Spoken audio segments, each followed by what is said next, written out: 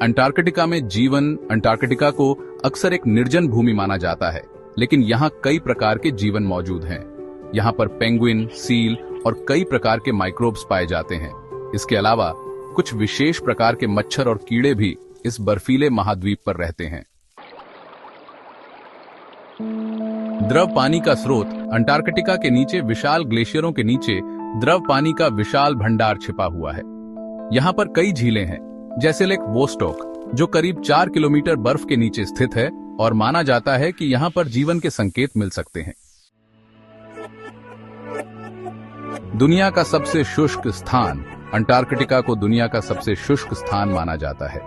यहाँ कुछ क्षेत्रों में वर्षा कभी नहीं होती और यह क्षेत्र वेडेल क्षेत्र के नाम से जाना जाता है। यहाँ की आर्द्रता 0 के करीब होती है और यह जगह पृथ्वी के सबसे शुष्क स्थानों में से एक है।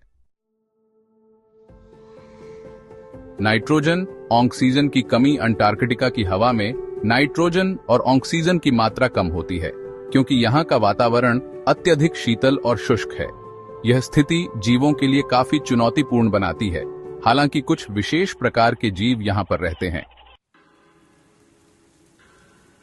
दुनिया का सबसे ठंडा स्थान। अंटार्कटिका का सबसे ठंडा स्थान वेस्ट अंटार्कटिका में स्थित है, जहां तापमान -128.6 डिग्री फ़ारेनहाइट -89.2 डिग्री सेल्सियस तक पहुंच सकता है। यह तापमान पृथ्वी पर दर्ज किया गया अब तक का सबसे कम तापमान था। अंटार्कटिक महासंघ। अंटार्कटिका पर कोई भी देश अपना अधिकार नहीं रखता।